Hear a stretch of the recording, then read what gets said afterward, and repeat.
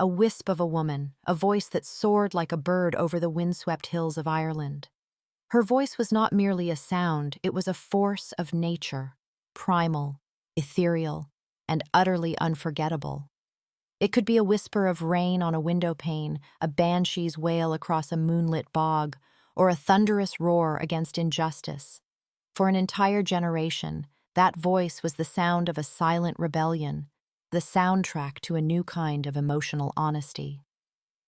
Yet, for all its power, the woman behind it, Dolores O'Riordan, was a delicate, conflicted soul, forever caught between the crushing weight of fame and the quiet solitude she so desperately craved.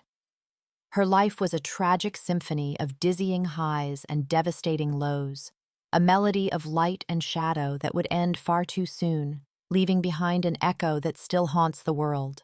Born in Ballybricken, County Limerick, Ireland, on September 6, 1971, Dolores was the youngest of 9 children in a devout Catholic family. Her childhood was steeped in the rich tradition of Irish music and folklore, a world of ancient stories and soulful laments. The rolling green fields, the misty mornings, and the deep-seated faith of her community were the crucible in which her artistic spirit was forged. From a young age, it was clear she was different. Her mother, Eileen, a woman of deep faith and a beautiful singing voice herself, recognized the extraordinary gift in her daughter. Dolores would spend hours singing in the church choir, her voice rising above the others with an almost otherworldly purity. She had this gift, her mother would later recall, and you just knew it was from God. It was a special thing. But alongside the heavenly voice lived a deeply sensitive and introverted spirit. She found solace not in crowds, but in the quiet company of nature, writing poetry and melodies that spoke of her inner world. The path to fame for this shy, unassuming girl was an unexpected one. In 1990, a small local band called the Cranberries saw us, comprised of brothers Mike and Noel Hogan, and their drummer Fergal Lawler, was searching for a lead singer. They had a distinctive, ethereal sound, but they were missing the voice to complete it. Dolores, a fan of the band's demos, showed up for an audition with her own lyrics and melodies, a bold move for a young woman so naturally timid. She walked into the rehearsal room and, with her distinctive yodeling-like vocal style, completely transformed their music. It was like a light bulb went off, Noel Hogan, the band's guitarist and co-songwriter, remembered. We had the music, but she had the magic. The second she opened her mouth, we knew. The band, now simply called the Cranberries, had found its soul. The journey was not an easy one. The music industry, particularly in the UK, was dominated by a different sound, a grittier, more masculine rock.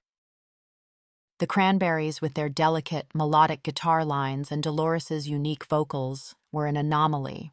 They were initially dismissed by many as too soft, too introspective.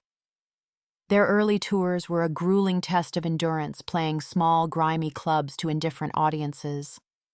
But Dolores's resilience was as powerful as her voice. She had an unshakable belief in their music, a quiet determination that drove the band forward. They signed with Island Records, and in 1993, they released their debut album, Everybody Else Is Doing It, So Why Can't We? The album was a slow burn, but with the release of the single Linger, it caught fire. The song, a beautiful, haunting ballad of unrequited love, became an international sensation, an anthem for a generation of teenagers who felt a similar ache in their hearts. Dolores O'Riordan, the shy girl from Limerick, was now a global superstar. Fame came with a dizzying speed that left Dolores disoriented. She was suddenly thrust into the spotlight, her face on magazine covers, her voice on every radio station. The pressure was immense, a heavy cloak of expectation draped over her shoulders. This newfound fame also brought with it a whirlwind romance. In 1994, she married Don Burton, the former tour manager for the band Duran Duran. The two were a striking pair, the quiet, introspective Irish singer and the worldly, rock and roll veteran. Their marriage was a source of stability for Dolores, a quiet refuge from the chaos of her public life. But even in her happiness, there was a restlessness, a deep-seated struggle with the public persona she was expected to maintain. She was a celebrity, but she was never truly comfortable being one. The zenith of their career arrived with the release of their second album, No Need to Argue, in 1994. The album was a masterpiece of raw emotion and political defiance. Its lead single, Zombie, was a seismic shift from their previous sound. It was a furious, powerful protest song against the Troubles in Northern Ireland, a visceral roar of anger and pain. The song's heavy, distorted guitars and Dolores's raw, yodeling scream were a shocking departure, a bold statement that announced the Cranberries as more than just a band of wistful dreamers. It was a political anthem that resonated around the globe. Critics, who had once dismissed them as a one-hit wonder, were forced to reevaluate. The song became a worldwide smash, and the Cranberries became a household name. Dolores O'Riordan, the shy girl, was now a powerful voice for peace and justice. But the immense fame and the brutal touring schedule began to take a toll. Dolores's personal life, a carefully guarded secret, was a constant battleground. The pressures of being a global star, combined with a deep-seated depression and a history of personal trauma, began to manifest in concerning ways.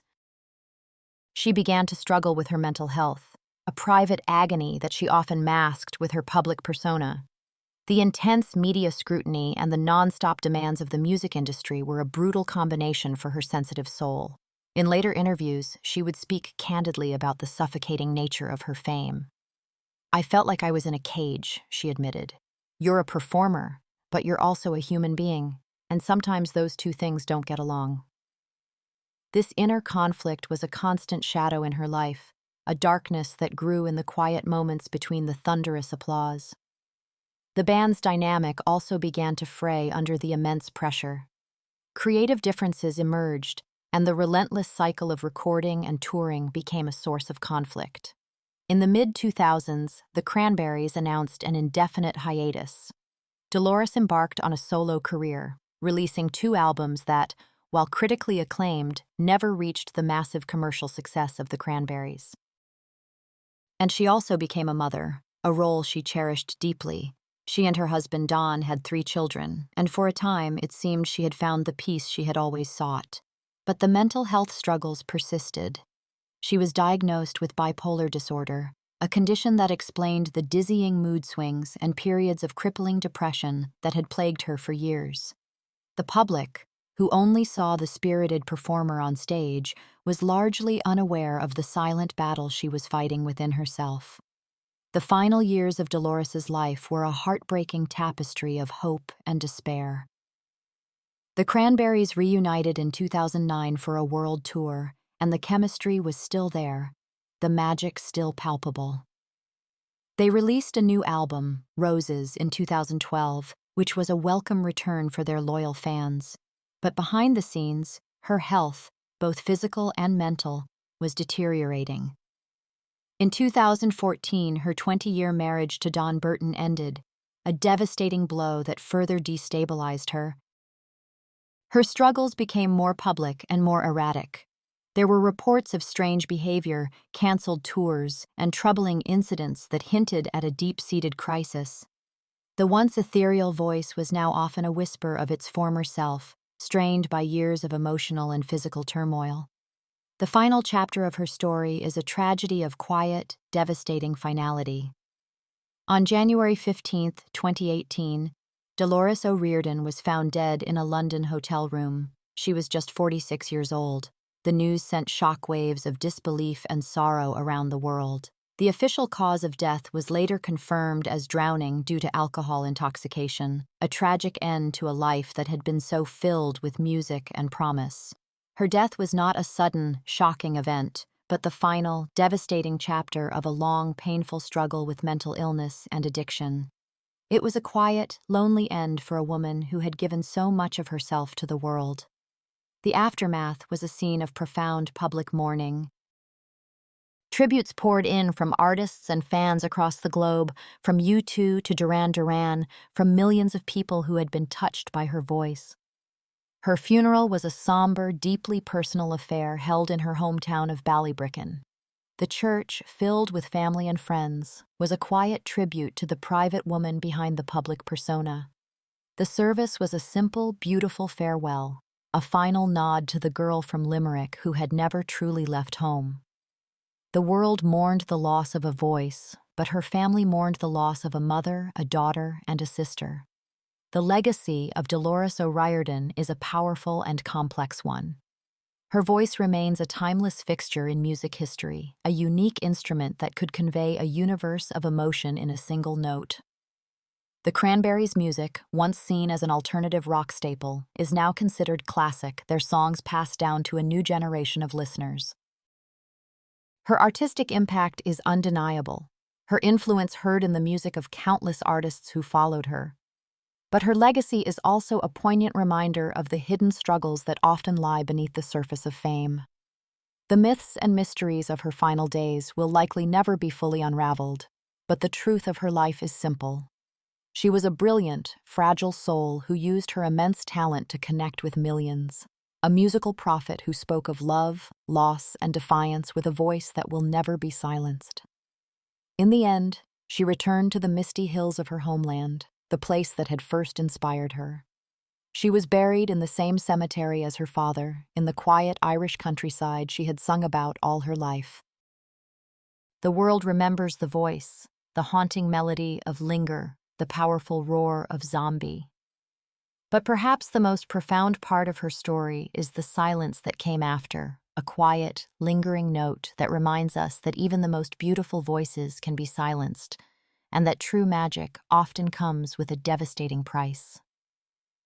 Her legacy is a symphony of light and shadow, and in its final, heartbreaking chord, we find a truth that is both beautiful and tragic. Some voices are simply too powerful for this world,